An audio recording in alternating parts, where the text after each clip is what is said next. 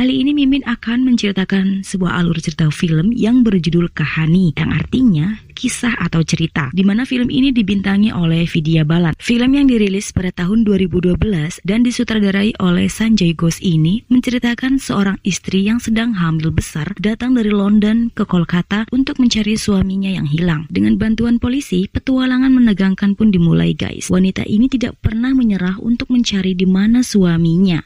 Seperti apa kisah serunya? Simak terus ceritanya hingga selesai ya. Dan jangan lupa pencet tombol subscribe dan like-nya.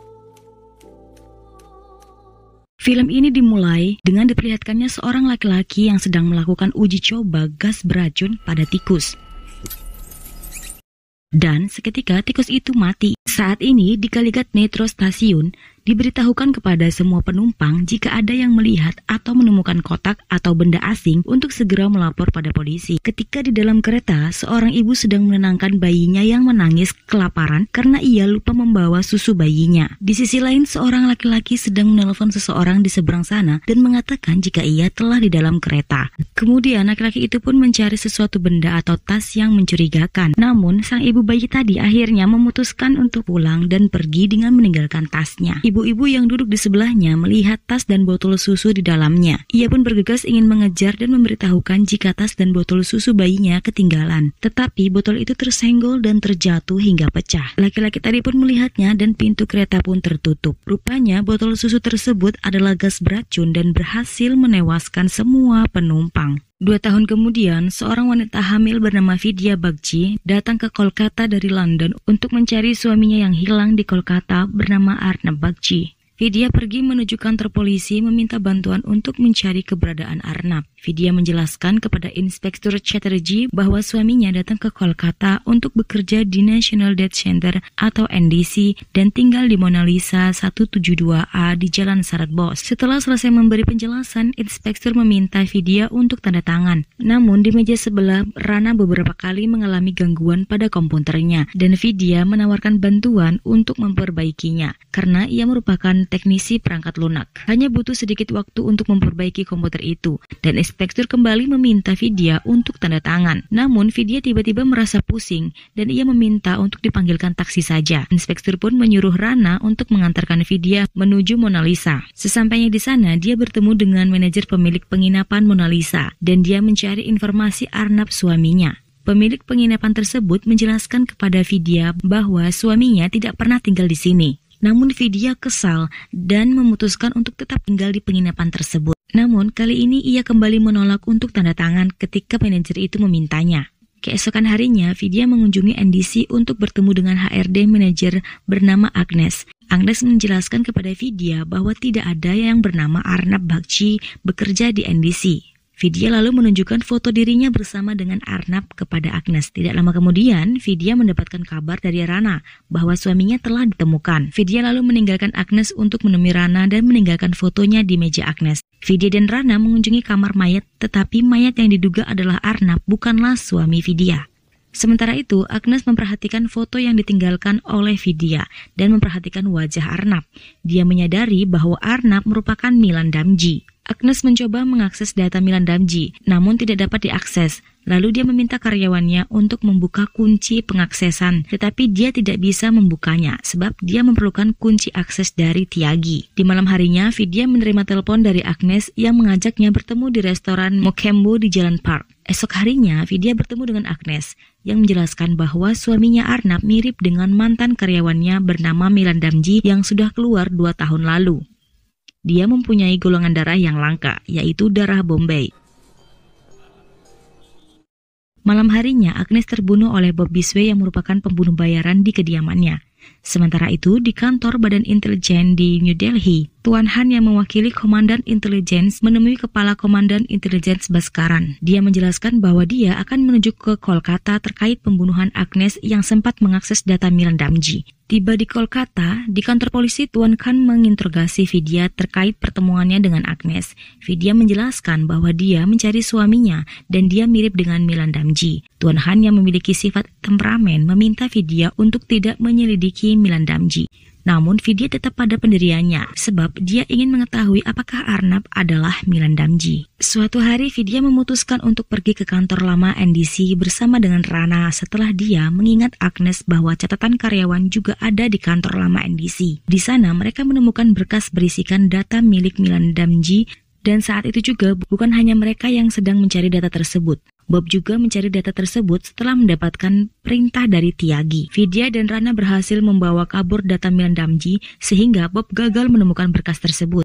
Esok harinya, Vidya memberikan berkas tersebut kepada Tuan Han dan berjanji akan mencari tahu siapa sebenarnya Milan Damji. Tuan Han lalu menceritakan bahwa Milan Damji adalah sosok yang bertanggung jawab atas insiden 2 tahun lalu di Calicut Metro Station. Dan Tuan Han terlambat untuk menangkapnya. Milan telah menghilang, begitu juga dengan semua data-data dan berkas identitas dirinya. Sementara itu, ketika di stasiun, Vidya tidak sadar jika kini hidupnya dalam bahaya. Ia hampir saja dibunuh oleh Bob, namun ini hanyalah peringatan untuk Vidya untuk berhenti mencari informasi tentang Milan Damji. Keesokannya, Bhaskaran menemui Kapten Bajpai yang telah pensiun. Bhaskaran ingin Bajpai kembali lagi ke kantor. Namun Bajpai menolak karena ia tak ingin menciptakan monster lagi. Jadi guys, Bajpai lah yang telah melatih Milan Damji untuk menjadi agen yang terbaik. Tapi Milan Damji malah menyalahgunakan kemampuannya dengan membunuh rakyat sipil dan menjadi teroris. Di hari berikutnya, Vidya menjelaskan kepada Rana, ada 3 kemungkinan mengapa Arnab menghilang. Pertama, Arnab telah meninggalkannya dan pergi. Kedua, Arnab merupakan Milan Damji. Dan terakhir, Arnab hanya mirip dengan Milan Damji. Setelah itu, keduanya memutuskan untuk pergi ke Jalan Bishambar Madikland, daerah yang pernah ditinggali oleh Milan Damji. Sesampainya di kediaman tersebut, Vidya dan Rana hanya mendapatkan petunjuk 2 gelas yang tercecer di dapur dan surat-surat yang dikirim untuk Milan yang dititipkan oleh tukang pos kepada tetangganya. Vidya saat itu berspekulasi bahwa Milan sering memesan kopi di dekat kedai rumahnya dan seseorang sering datang mengunjunginya sehingga terdapat 2 gelas di rumah Milan. Vidya menemui seorang bocah bernama Poltu yang sering mengantarkan kopi. Poltu menjelaskan bahwa Milan sering dikunjungi oleh seseorang dengan membawa tas koper dengan sudut seperti emas. Setelah itu, Rana dan Vidya pergi, dan saat berada di dalam bus, mereka memeriksa surat-surat yang diperuntukkan untuk Milan, salah satunya bank darah. Mereka lalu menuju tempat tersebut. Saat itu dia mendapatkan informasi bahwa Milan pernah mendonorkan darahnya, dan ada permintaan golongan darah langka tersebut di tanggal 25 Mei 2008 dari Ekbalpur Nursingham. Kemudian Rana dan Vidya selanjutnya menemui Paresh Pal, yaitu mantan mata-mata polisi. Rana dan Vidya memintanya untuk mencari informasi mengenai darah Bombay yang dibutuhkan di rumah sakit Ekbalpur pada tanggal 25 Mei 2008. Awalnya ia menolak, namun ia kasihan dengan Vidya yang sedang hamil besar dan ditinggalkan oleh suaminya. Keesokan harinya di Nonapukur Tram Depot, Rana dan Vidya bertemu kembali dengan Paresh yang menjelaskan bahwa 2 orang pernah bertemu di tempat tersebut dan juga ada orang ketiga yang hadir meminta darah tersebut dari rumah sakit Ekbalpur. Setelah itu, Vidya dan Rana menemui Dr. Ganguly dan dia meminta informasi berikutnya terkait pendonoran darah tersebut. Sedang Dr. Ganguly meminta 1 hari untuk memeriksanya. Akan tetapi saat hendak pulang bekerja, Dr. Ganguly dibunuh oleh Bob. Kemudian suatu hari Rana mendapatkan informasi terkait pertemuan 2 orang yang terjadi di Tram Depot, yaitu Vijay dan Dinesh. Saat itu Vijay sedang menyelidiki serangan mematikan di Calicut Metro Station. Lalu dia bertemu dengan Dinesh Raut. Kemudian Vidya lalu berspekulasi bahwa seseorang membunuh keduanya dan sementara pembunuh tersebut terkena luka tembak sehingga dia membutuhkan darah langka tersebut dan orang itu adalah Milan Damji. Vidya juga berspekulasi bahwa Milan dibantu seseorang yang bekerja di sistem keamanan negara. Rana juga mengatakan bahwa ada karyawan NDC yang terlibat, dalam artian yang juga membantu Milan Damji. Keesokan harinya, Vidya dan Rana mengajak Poltu untuk menunjukkan seseorang yang pernah bertemu dengan Milan saat itu. Ternyata orang tersebut adalah Sridhar. Beberapa saat kemudian, Vidya hampir saja terbunuh oleh Bob yang mendapatkan perintah dari Sridhar. Namun untung saja tembakannya meleset. Vidya dan Rana mengejarnya, namun Bob tewas tertabrak truk. Rana dan Vidya mengambil ponsel Bob untuk diselidiki dan menemukan informasi bahwa Bob merupakan tangan kanan dari Tyagi dan R. Sridhar. Mereka lalu menemukan informasi dari handphone terkait SMS yang dikirim melalui website. Vidya dan Rana lalu mencoba menghacker website tersebut dan menemukan alamat IP address di mana pesan SMS dikirim, yang merupakan IP address komputer milik R. Sridhar. Vidya dan Rana lalu mengunjungi kantor NDC secara diam-diam dengan bantuan Sapna karyawan di situ, dan mereka berusaha mengambil data-data yang ada di komputer milik R. Sridhar. Kemudian saat di jalan, Sridhar ternyata menyadari keberadaan Vidya dan Rana. Dia berusaha menghentikan keduanya. Untung saja saat Sridhar sampai, Rana dan Vidya telah berhasil keluar.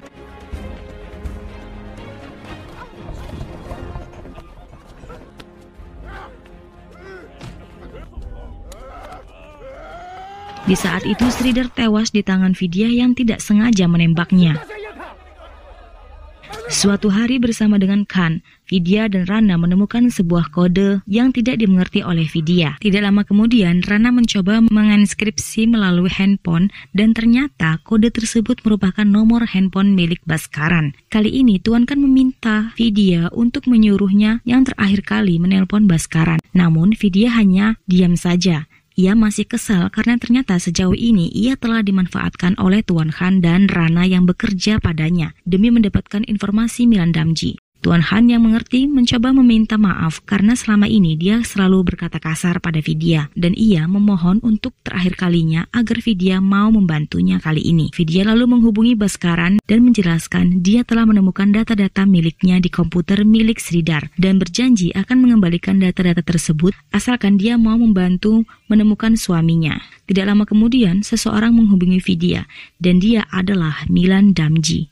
Di hari berikutnya, ternyata Rana mengetahui bahwa Tuan Han rupanya hanya memanfaatkan Vidya dan akan menjadikannya korban demi menangkap Milan Damji. Tuan Han lalu meminta petugas lain untuk menjaga agar Rana tidak kabur menyelamatkan Vidya. Vidya menerima telepon dari Milan yang memintanya bertemu di Taman Segitiga. Kemudian Vidya pergi menemui Milan dengan berpakaian sari merah putih, sebab hari itu merupakan festival Durga Puja. Di kerumunan banyak orang, Vidya diminta untuk menjauhi orang banyak menuju tempat sepi. Vidya akhirnya bertemu dengan Milan. Milan meminta berkas yang dijanjikan oleh Vidya, namun Vidya menolak sehingga dia menerima tendangan yang mengenai perutnya. Kemudian Milan Damji mendekati Vidya dan menodongkan pistolnya. Namun tak disangka, Vidya mengeluarkan sebuah protestic belly dari perutnya lalu memukul tangan Milan sehingga pistol tersebut terhempas. Lalu, Vidya membunuhnya dengan menusukkan konde ke leher Milan dan juga ke kakinya. Kemudian, tidak lama,